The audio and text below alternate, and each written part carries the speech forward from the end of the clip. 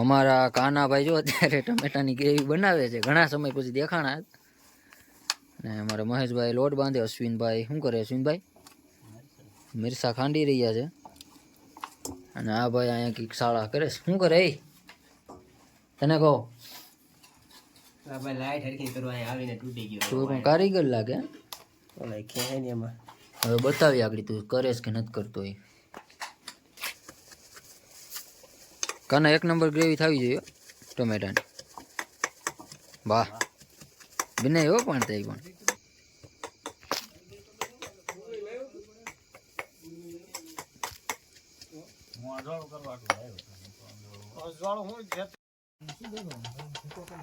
આપણું પાણી ગરમ થઈ ગયું છે. હવે બટેટા બાફવા મેળ દઈએ. ને બટેટાની સાથે આપણે નાખવાના છે વટાણા. તો આ બંનેને સરખી રીતે બફાઈ જાય પછી આપણે આગળની પ્રોસેસ ચાલુ કરીએ.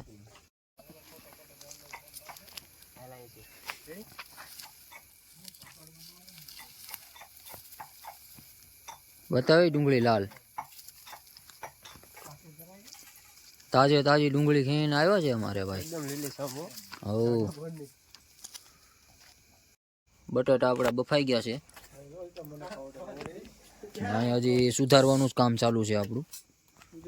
તો હવે આપણે નાખીશું તેલ મસાલો બનાવવા માટે. તો હવે આપણે નાખીશું એમાં જીરું થોડુંક. તેલ પણ મસ્ત આવી ગયું છે. હવે આપણે નાખીશું આમાં થોડાક અજમા. હવે નાખીશું આમાં વરિયાળી. હવે આમાં નાખીશું આપણે ડુંગળી.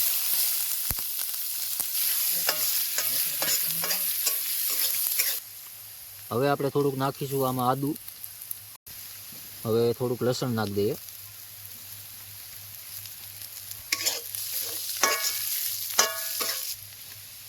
થોડાક નાખી દઈએ આમાં ધાણા સ્વાદ અનુસાર. હવે આમાં નાખી દઈએ આપણે થોડુંક હળદર,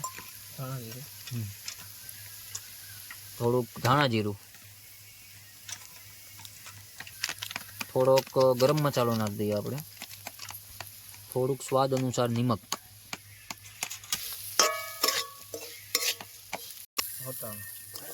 વટાણા નાખી દઈએ હવે આપણે આમાં. આપણો મસાલો પાકો આવી ગયો છે.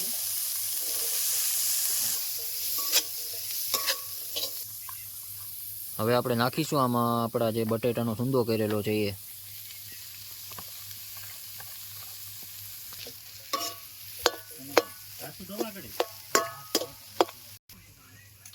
હવે આમાં નાખીશું આપણે લીંબુનો રસ. એક લીંબુનો રસ નાખ્યો છે આપણે આમાં. થોડાક ધાણા નાખી દઈશું અરે. થોડુંક ધાણા જીરું પાવડર. થોડુંક નાખી દઈએ નિમક આપણે. હવે આને કરીશું આપણે એકદમ મિક્સ.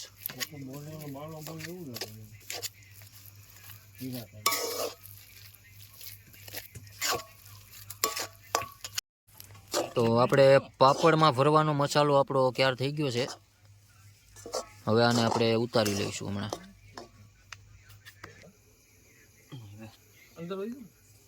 મસાલો આપણો બની ગયો છે. અહીંયા અમારા મહેશભાઈ બનાવી રહ્યા છે રોટલી. વાહ મહેશભાઈ વાહ, તમારે રોટલી પણ એમ બનાવ્યો. મયુરભાઈ આ શું કરો તમે થાળીમાં પાણી નાખીને? એટલે પાપડને શું કરો, પલાળવાના છે એમ ને? હા હવે સમજાણો. એટલે મતલબ રોલ કરવામાં ઢીલા પડી જાય એટલે રોલ થઈ જાય, મસાલો ભરાઈ જાય એમ ને? તો 30 સેકન્ડ પલાળીને હવે આપણે આમાં લોટ ભરી દઈએ. લોટ નહીં મસાલો કહેવાય. મસાલો હાલ ભાંગતું નહીં કે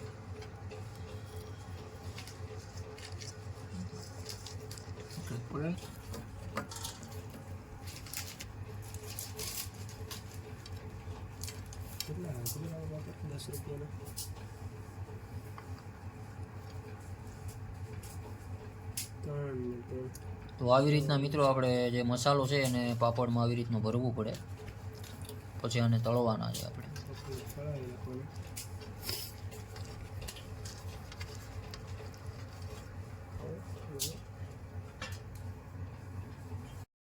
કેટલા કેટલા કાપવા એટલે બધા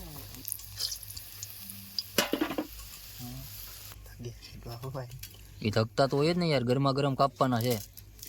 જાઓ ક્રિસ્પી ક્રિસ્પી તો છે, ઠરવા દે તો સારું રહે. ઠરવા દે ઠરવા દે.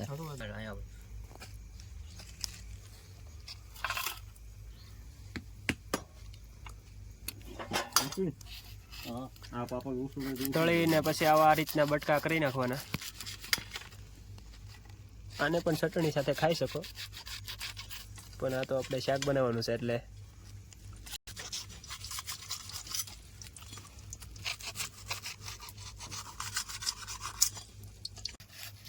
તો આપણા ભરેલા પાપડ જો અત્યારે બધા તળાઈ ગયા છે, અને હવે આ બસ 2 કાપવાના બાકી છે. અને અહીંયા જો બીજા કાપેલા પીડા છે. તો હવે આપણે શાક બનાવવાની તૈયારી કરીએ છીએ.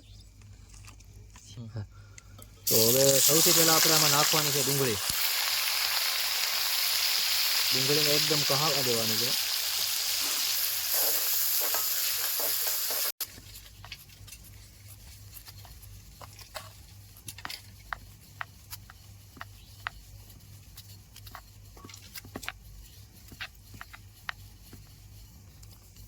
જો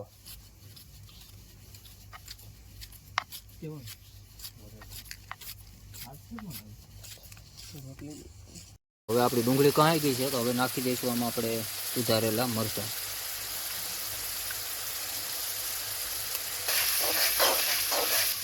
હવે આપણે નાખીશું વઘાણી. હવે આમાં નાખશું આપણે થોડુંક હળદર.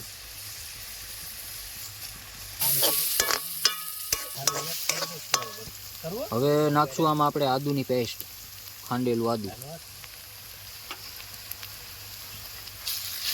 તો આ મિત્રો આપણે પાપડનું જે ભરેલા પાપડ છે એનું શાક બનાવવા માટે ગ્રેવી બનાવી રહ્યા છે અત્યારે. અહીંયા અમારા મહેશભાઈ રોટલી બનાવે છે, બસ હવે રોટલી 1-2 વણવાની રહી છે.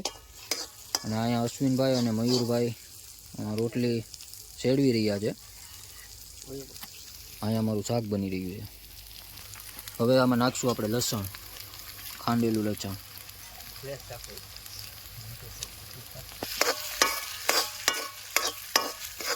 તો મિત્રો જો આ બધા અહીંયા કામ કરી રહ્યા છે, અને આ અમારે એક ભાઈ છે અહીંયા સૂતા છે અત્યારે. જો આવીને અમારા કાનાભાઈ છે અત્યારે, સુવાનું કામ જ હોય આને. હવે આમાં આપણે નાખશું થોડુંક મરચું, સ્વાદ અનુસાર. વાહ ભાઈ વાહ, તમારું રોટલીનું કામ અહીંયા સારું છે ભાઈ. ફૂલે છો પણ રોટલી પણ તમારે. વાહ ભાઈ વાહ. હવે આમાં આપણે નાખીશું ધાણા જીરું પાવડર, થોડુંક સ્વાદ અનુસાર નમક. હવે એમાં આપણે નાખીશું રેડીમેડ ગરમ મસાલો. હવે એમાં નાખીશું આપણે ટમેટાની ગ્રેવી, ક્રશ કરેલા ટમેટા. આને આપણે થોડુંક વાર ચડવા દઈશું એટલે આપણી ગ્રેવી એકદમ બની જશે. તો સીધા નાખવાના રહેશે એમાં ભરેલા પાપડ.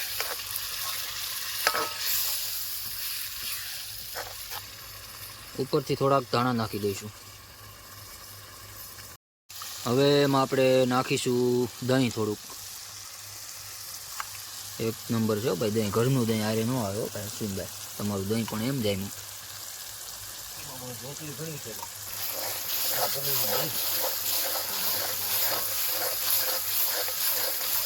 અમૂલની મલાઈ જેવું લાગે હો. આમાં પનીર નાખજો એટલે પનીરનું શાક રેડી થઈ ગયું. તો મિત્રો હવે આમાં થોડુંક આપણે ખાલી પાણી નાખવાનું છે ગ્રેવી માટે, બાકી આમાં બહુ પાણી ન હાલે. પાણી બળી જાય છે, આમાં નહીં દેખાય તમને જરાક.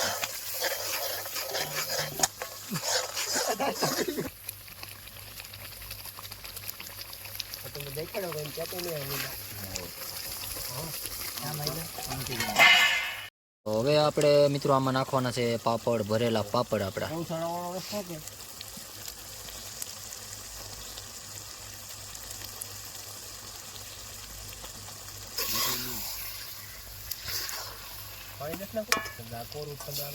પાણી નો પાપડ થોડા ગાડી પાણી નથી કશું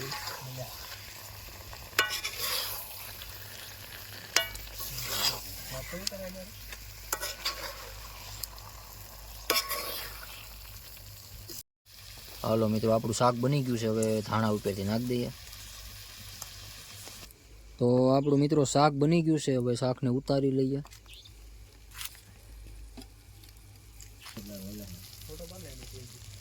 હકેલી જો મહિલા બધી ના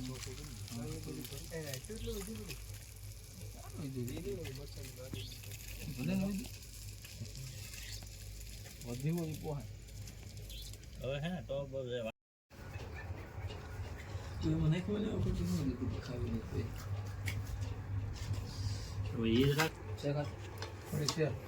મજા આવે ખાતી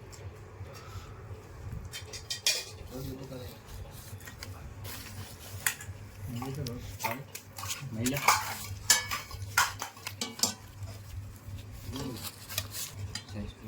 લઈ લીધા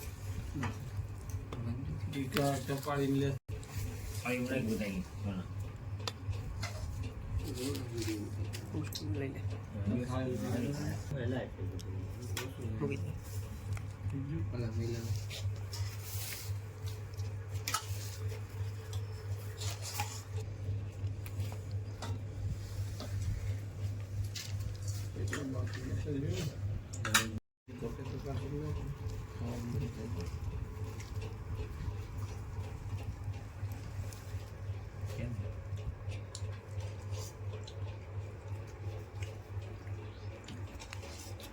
કેમ છે બેનનો ભાઈ ભરેલા પાપડનું શાક એક નંબર, કાંઈ ઘટે નહીં.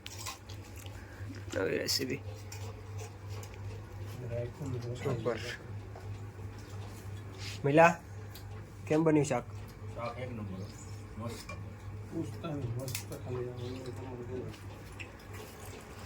સલાદ દેજે. કેમ બન્યું બાપુ?